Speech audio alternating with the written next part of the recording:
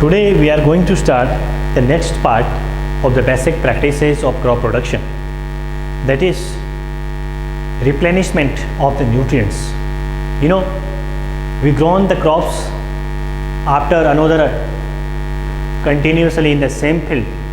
What will happen? There will be the deficiency of the nutrients. So to replenish the soil with the nutrients, what are the different processes we will discuss in this topic. Continuously एक field के अंदर यदि अपन बार बार cultivation करवाते जाएंगे तो उस proper field के अंदर न्यूट्रिएंट्स की क्या हो जाएगी, डेफिशिएंसी हो जाएगी. सो उस डेफिशिएंसी को ओवरकम करने के लिए अपन कौन कौन से मेथड्स यूटिलाइज करते हैं, राइट. सिंपल सी चीज़ है, आपके पास 2000 रुपये 2000 रुपीज़ का एक नोट है, आप उसमें कंटिन्यूसली निकालते रहेंगे, रिजल्ट क्या होगा, एक दिन वो ख़त्म हो जाएंगे. तो फिर उसको मेंटेन करने के लिए अपन को क्या करना पड़ेगा, जितना निकालते हैं उतना कुछ डालते रहिए. सेम चीज़ यही है कि सोइल के अंदर जो भी न्यूट्रिएंट्स अवेलेबल हैं उसको जब अपन कंटिन्यूसली वहाँ पे क्रॉप ग्रो करवाएंगे तो क्रॉप क्या करेगी, उनको कंज्यूम कर लेगी. कंज्यूम होकर के वो सीड में, फ्रूट फ्लावर्स में कन्वर्ट हो जाएंगे, अपनी बॉडी में चले जाएंगे. लेकिन सोइल के पास तो कमी हो गई. तो उस कमी को दूर करने के लिए, उसको ओवरकम करने के लिए अपन को क्या करना पड़ता है, फिर कुछ उसमें ऐड करना पड़ता है. तो वो ऐड करने की जो मेथड्स है ना, वो हम इस टॉपिक के अंदर पढ़ेंगे, replenishing the soil with nutrients. अब उसके अंदर 3 मेथड्स अपन पढ़ेंगे. फर्स्ट में अपन पढ़ेंगे मेन्योर्स एंड फर्टिलाइजर्स जो अपन ऐड करते हैं. सेकेंड अपन इसके अंदर पढ़ेंगे आपका फील्ड फेलो, क्या फील्ड फेलो. और जो थर्ड पॉइंट है वो आपका होगा क्रॉप रोटेशन का. तो सबसे पहले अपन बात करते हैं मेन्योर की. मेन्योर क्या है, what is manure? Manure is a dead and decaying part of plant and animal waste. यानी प्लांट और जो एनिमल वेस्ट है उसका डेड और डिकेइंग जो पार्ट है ना, वही आपका क्या है, मेन्योर है. इसका एग्जाम्पल की यदि अपन बात करें, दैट इज योर कंपोस्ट. आपकी जो कंपोस्ट है वो किसका एग्जाम्पल है, मेन्योर का एग्जाम्पल है. How could you prepare the compost? Compost को आप कैसे प्रिपेयर करेंगे? Take a simple activity, dig a pit near about 2 to 3 feet, right. Put your plant और your animal waste, like then spread a layer of the soil, sprinkle some amount of water over it, again layer of soil, again sprinkle water, continuously for 3 to 4 weeks. लगभग अब 3 to 4 weeks तक ये process अपन repeat करते रहेंगे, continuously water को sprinkle करते रहेंगे. Later on after the 3 to 4 weeks all the parts of the plants and animals waste that will compost in a dark brown colored substances, and that dark brown colored substances is your compost. वो आपका क्या है, compost है. जो plant और animal waste था वो compost के अंदर कन्वर्ट हो गया. दैट कंपोस्ट, ये जो आपकी कंपोस्ट है यही आपकी मेन्योर है. इस कंपोस्ट के अंदर क्या होंगे, कुछ जो भी प्लांट और एनिमल के अंदर जो न्यूट्रिएंट्स थे वो इसके अंदर डीकम्पोज हो गए. और डीकम्पोज किसने किया, डीकम्पोजर्स ने. डीकम्पोजर्स कौन है आपके, bacteria, your fungi. Bacteria and fungi decompose the plant and animal nutrients and again that will mix into the soil. वो सॉइल के अंदर वापस मिक्सअप हो जाएंगे, आपकी कंपोस्ट तैयार होगी. ठीक है. अब कंपोस्ट जो अपने बनाई है, जो मेन्योर बनाई है, उसके बेनिफिट्स क्या क्या होते हैं? बेनिफिट्स इसका ये होता है कि इसके अंदर ऑर्गेनिक सब्सटेंसेस प्रेजेंट होते हैं, फर्स्ट थिंग है ना. तो इसका यदि ज़्यादा भी अपन एक्सेसिव यूज़ करें ना तो उसका कोई भी नुकसान नहीं होता है. Excessive use of organic substances does not provide any harm to the soil and the plants. Soil और प्लांट्स को कोई भी हार्म नहीं कर सकते.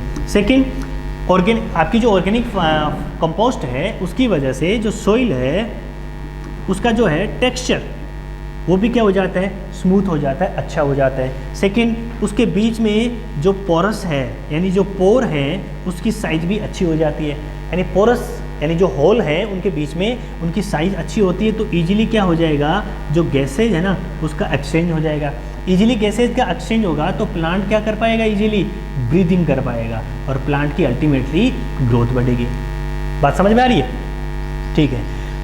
और इसकी वाटर होल्डिंग कैपेसिटी जो है वो भी क्या हो जाएगी, बढ़ जाएगी। वाटर होल्डिंग कैपेसिटी का मीनिंग है कि how much amount of water is can hold down by the roots, यानी जो रूट्स होती हैं वो कितने अमाउंट में वाटर को होल्ड डाउन कर सकती है, वो डिपेंड करता है उसकी ऑर्गेनिक कंपोस्ट के ऊपर, कि जब अपन उसमें कंपोस्ट ऐड करेंगे तो उसके अंदर वाटर होल्डिंग कैपेसिटी बढ़ जाएगी, यानी वो ज़्यादा अमाउंट में वाटर को रिटेन कर पाएगा, और रिटेन ज़्यादा अमाउंट में कर पाएगा तो प्लांट के लिए बेनिफिशियल होगा और प्लांट की जो ग्रोथ है वो अल्टीमेटली बढ़ जाएगी।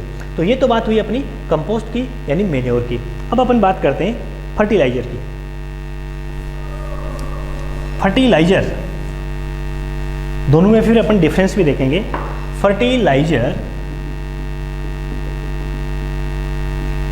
Fertiliser is an inorganic substances और सॉल्ट्स। इनऑर्गेनिक सॉल्ट्स होते हैं आपके। It is made in the factories, ये फैक्ट्रीज में बनाए जाते हैं, राइट।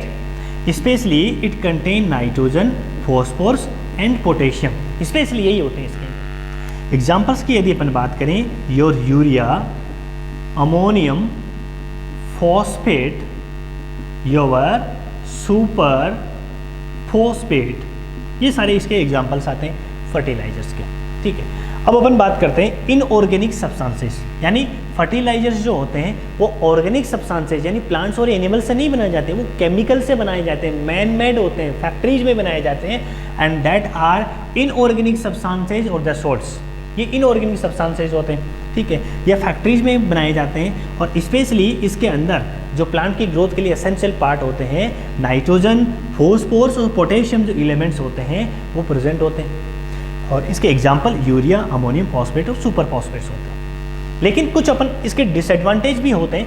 डिसएडवांटेज की अपन बात करते हैं। डिसएडवांटेज यदि अपन देखना चाहें तो मान लीजिए ये आपका कोई प्लांट्स है, अपन ने क्या किया, उसके अंदर यूरिया डाल दी। यूरिया आपका क्या है, फर्टिलाइजर्स है, राइट। अब अपन को पता नहीं है कि कितना अमाउंट में यूरिया उसके अंदर डालना चाहिए, प्लांट की ग्रोथ अच्छी होनी चाहिए, इस वजह से अपन क्या करते हैं, large amount of urea will be used, बहुत ज़्यादा अमाउंट में यूरिया यूज़ करते हैं। होगा क्या, यूरिया जो यहाँ पे अपने जो भी डाली है, जब हेवी रेनफॉल होगा, हेवी रेनफॉल, पूरी प्रोसेस को ध्यान से समझने की कोशिश करना, पूरी जब हेवी रेनफॉल होगा तो आपकी यूरिया है वो वाटर बॉडी के साथ मिक्सअप हो जाएगी और नियर बाई जो रेनफॉल के साथ मिक्सअप हो जाएगी और नियर बाई जो वाटर बॉडीज है उसके अंदर वो वाटर चला जाएगा। अब इस वाटर के अंदर क्या आ गया आपके पास, नाइट्रोजन, फॉस्फोरस, पोटेशियम, यानी जो यूरिया के अंदर जो एलिमेंट्स थे, नाइट्रोजन, फॉस्फोरस और पोटेशियम, वो इस वाटर बॉडी के अंदर आ गए, राइट। अब इस वाटर बॉडी के अंदर आने के बाद इसमें क्या होगा, यहाँ पे एल्गी होती है। एल्गी पता है ना आपको, एल्गी क्या होती है। अब ये जो एल्गी है उसके लिए नाइट्रोजन, फॉस्फोरस और जो पोटेशियम है वो किसका काम करेंगे, न्यूट्रिएंट का काम करेंगे। न्यूट्रिएंट जब इसको ज़्यादा अमाउंट में मिलेगा तो एल्गी की ग्रोथ बढ़ जाएगी और पूरी वाटर बॉडी जो होगी ना वो एल्गी से कवर हो जाएगी। Thick layer of algae will be formed, algae की एक थिक लेयर जमा हो जाएगी और that condition is called algal Bloom. इस कंडीशन को अपन क्या नाम देंगे, एल्गल ब्लूम का नाम देंगे। पूरी वाटर बॉडी एकदम ग्रीन हो जाएगी, किसकी वजह से, एल्गी की वजह से।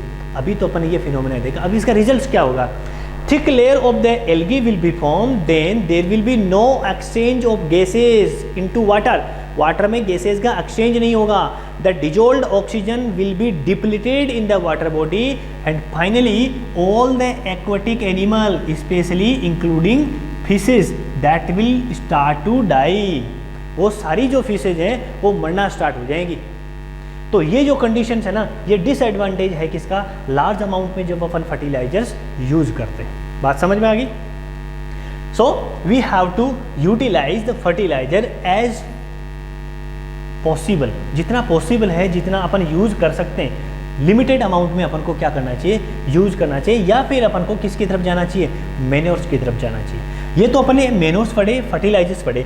अब अपन बात कर लेते हैं इनके डिफरेंसेस की, इनके अंदर डिफरेंस क्या होते हैं मेन्योर्स और फर्टिलाइजर्स के अंदर। देखिए फर्टिलाइजर्स में अपन ने लिखा है इनऑर्गेनिक सॉल्ट होते हैं, जबकि आपकी जो मेन्योर्स हैं वो क्या है, ऑर्गेनिक सॉल्ट्स हैं, ठीक है। ये फैक्ट्रीज में बनती हैं, ये कहाँ पे बना सकते हैं अपन, होम, घर पे बना सकते हैं। इसमें NPK होते हैं और इसके अंदर इसकी क्या होती है, डेफिशिएंसी होती है। नाइट्रोजन फॉस्फोरस जो होते हैं वो बहुत कम अमाउंट में होते हैं। इसमें लार्ज अमाउंट में इसके कंपैरिजन यदि अपन बात करें तो क्या होती है, ह्यूमस प्रेजेंट होती है जिसमें ऑर्गेनिक सब्सटेंसेस होते हैं, राइट। और अपन क्या एग्जांपल ले सकते हैं, इसका एक्सेसिव यूज है वो हार्म नहीं करता है, जबकि फर्टिलाइजर्स का एक्सेसिव यूज है वो हार्म करता है। इसका एक्सेसिव यूज से सॉइल की जो फर्टिलिटी है ना, ज़्यादा यूज़ करने से वो कम हो जाती है, जबकि इसमें कोई भी डिसएडवांटेज नहीं होता, नुकसान नहीं होता है। यूजफुल माइक्रो ऑर्गेनिज्म है उसके लिए बेनिफिशियल्स होते हैं और यूजफुल माइक्रो ऑर्गेनिज्म के लिए हार्मफुल होती है। So that are the differences between manures and fertilisers. ये मैन्योर और फर्टिलाइजर के बीच में डिफरेंस था। अब अपन थोड़ा सा आगे बढ़ते हैं, नेक्स्ट पार्ट की बात करें। Next part is field fellow. Field fellow बड़ा इंटरेस्टिंग है, जनरली आप अपने फादर एंड मदर से इसके बारे में सुनते होंगे। फील्ड फेलो का मीनिंग ये है कि मान लीजिए ये आपका फील्ड है, ठीक है, इसमें आपने ये क्रॉप वहाँ पे क्या कराई, ग्रो करवाई, तो इसने जितने भी जो न्यूट्रिएंट्स थे वो सारे के सारे क्या कर लिए, कंज्यूम कर लिए। There will be the deficiency of the nutrients in that soil. इस फील्ड के अंदर उस न्यूट्रिएंट्स की क्या होगी, कमी होगी। आपने उस क्रॉप को क्या कर लिया, हार्वेस्ट कर लिया। बात समझ में आ रही है। हार्वेस्ट करने के बाद सेकंड टाइम यदि आप इसी के ऊपर कोई भी क्रॉप ग्रो करवाएंगे तो क्या प्रॉपर्ली वो ग्रो कर पाएंगे, without adding the manure and fertilisers? नहीं कर पाएंगे ना। तो फिर अपन क्या करते हैं, इस फील्ड को क्या कर देते हैं, खाली छोड़ देते हैं। कोई भी कल्टीवेशन अपन इसके ऊपर नहीं करते, no cultivation. So that process is called field fallow. इसी को अपन फील्ड फेलो कहते हैं। यानी आपने सुना होगा कि आपका मान लीजिए ये फील्ड है, ठीक है, इतने पोर्शन को आपने फर्स्ट सीजन के अंदर मान लीजिए खाली रखा और इसके अंदर आपने क्या करवाया, क्रॉप को ग्रो करवा दिया, ठीक है। नेक्स्ट सीजन के अंदर आप क्या करेंगे कि ये जो खाली छोड़ा था इसके अंदर क्या हुआ, जो भी ग्रासेज वगैरह ग्रो किए उसकी वजह से वापस इसके अंदर वो मिक्सअप हो गए, न्यूट्रिएंट्स का क्या हो गया, रिप्लेनिशमेंट हो गया। तो आप क्या करेंगे, और यहाँ पे जो क्रॉप थी उन्होंने सारे न्यूट्रिएंट्स कंज्यूम कर लिए, तो इसको तो आप क्या कर देंगे, खाली छोड़ देंगे, जबकि इसके अंदर आप क्या करेंगे, क्रॉप ग्रो करवाएंगे। क्योंकि जब उसमें फील्ड फेलो था अर्लियर सीजन के अंदर, तो इसमें जो न्यूट्रिएंट्स के रिप्लेनिशमेंट होने की वजह से वापस यहाँ पे अपन क्रॉप ग्रो कर सकते हैं, और जहाँ पे फर्स्ट टाइम में क्रॉप अपने ग्रो करवाया था उसको अपन क्या कर देंगे, खाली छोड़ देंगे, तो वापस इसमें रिप्लेनिशमेंट हो जाएगा, वापस नेक्स्ट सीजन में अपन इधर आ जाएंगे। बात समझ में आ गई मेरी, ये आपको फील्ड फेलो हो गया। और लास्ट टॉपिक आपका आता है crop rotation. Crop rotation word ही बता रहा है कि क्या करना है आपको क्या करना है, क्रॉप को रोटेट करना है। Simply rotation of crops at the field. Field के ऊपर क्रॉप को क्या करना है, रोटेट करना है। क्रॉप को रोटेट आप कैसे करेंगे, मान लीजिए आपका एक फील्ड है, ठीक है, इसके ऊपर ये फील्ड ले लीजिए, इसके ऊपर आपने क्या किया, वीट को ग्रो करवाया फर्स्ट सीजन के अंदर। तो वीट ने यहाँ पे ग्रो करवाया, तो वीट ने यहाँ से सारे न्यूट्रिएंट्स यूटिलाइज कर लिए, और स्पेशली अपन यदि बात करें तो नाइट्रोजन वगैरह भी इन्होंने यूज़ कर लिया प्लांट प्रोटीन बनाने के लिए। अब नेक्स्ट टाइम यहाँ पे अपन वीट ग्रो करवाएंगे तो large amount of nitrogen should be provided to the plant. Plant को लार्ज अमाउंट में नाइट्रोजन अपन को प्रोवाइड करवानी पड़ेगी। तो इसके लिए अपन क्या करेंगे, नेक्स्ट सीजन में यहाँ पे वीट ग्रो नहीं करवा के अपन क्या करेंगे, लेग्यूमिनस जो प्लांट्स है ना वो ग्रो करवाएंगे। अब लेग्यूमिनस प्लांट के बारे में ऑलरेडी अपन पढ़ चुके हैं कि लेग्यूमिनस जो प्लांट्स होते हैं उसकी रूट नोड्यूल्स के अंदर राइजोबियम बैक्टीरिया प्रेजेंट होता है। That rhizobium bacteria convert atmospheric nitrogen into nitrate, and that nitrate is consumed by the plants root. Plant की जो रूट होती है वो इस एटमॉस्फेरिक नाइट्रोजन को यूज़ नहीं कर सकती डायरेक्टली, ये इस नाइट्रेट की फॉर्म को यूटिलाइज करती है, और नाइट्रोजन है वो अपनी बॉडी के अंदर ले लेती है, ठीक है। तो लेग्यूमिनस प्लांट यदि अपन वहाँ पे ग्रो करवाएंगे तो उसकी सोइल के अंदर किसकी अवेलेबिलिटी हो जाएगी, नाइट्रोजन की अवेलेबिलिटी हो जाएगी, और ईजिली वहाँ पे जब नेक्स्ट टाइम अपन वापस क्या लाएंगे, वहाँ पे वीट लाएंगे ना, और वो वीट वहाँ पे क्या करेगी, ग्रो करना स्टार्ट करेगी, वीट को नाइट्रोजन मिलने लग जाएगा। तो ये जो मेथड है उसको अपन क्रॉप रोटेशन के नाम से जानते हैं। क्रॉप रोटेशन का सिंपली मीनिंग होता है कि rotation of the crop. Crop को आप क्या करते रहे, रोटेट करते रहे, एक फील्ड के ऊपर सेम टाइप की जो क्रॉप्स है ना उसको आप रिपीट नहीं करें। क्रॉप को क्या करना है, आपको रोटेट करता रहना है, so that there will be no deficiency of the nutrients. Nutrient की कोई भी डेफिशिएंसी क्रिएट नहीं होगी। क्लियर? Thank you. जय हिंद, जय भारत।